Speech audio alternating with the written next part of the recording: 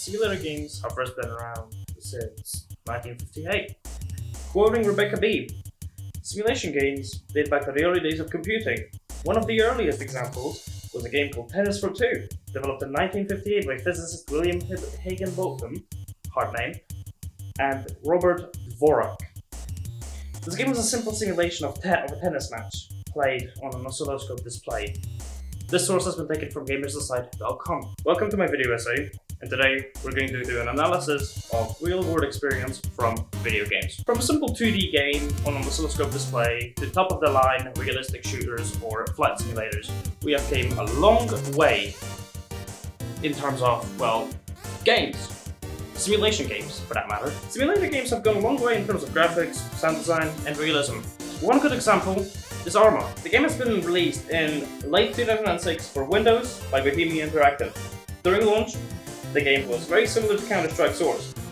Arma featured something it's never seen before, such as weapon ballistics, forcing you to calculate distance, wind direction, and strength, as well as bullet drop. It was quite a lot for 2006 gaming. For example, in 2006, Burnout, Company of Heroes, and Gears of War were released. And yes, we are turning old. While Armor Forger is the newest entry to the franchise,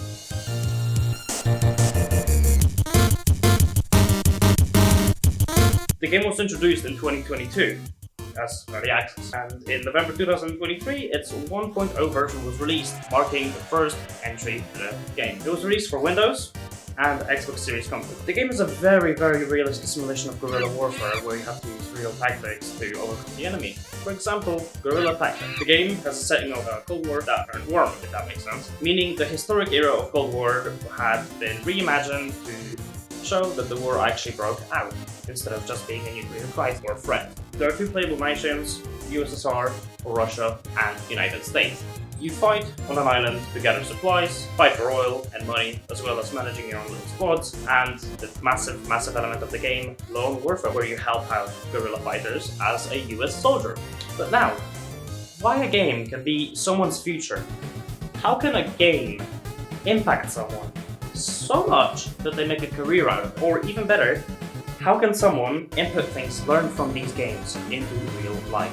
There are multiple, and I mean multiple cases about a person who gained some kind of a career or experience from games and made a career in real life.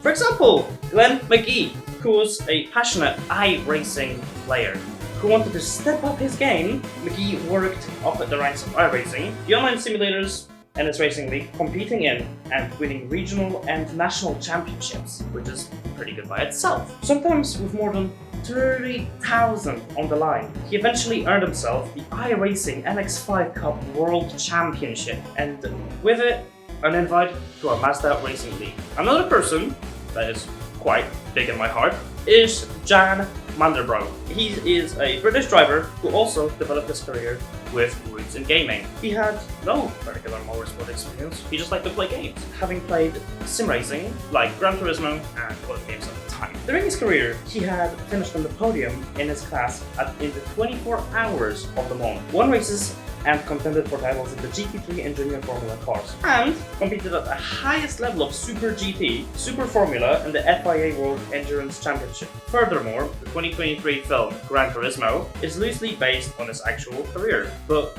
here we are with the question, why games?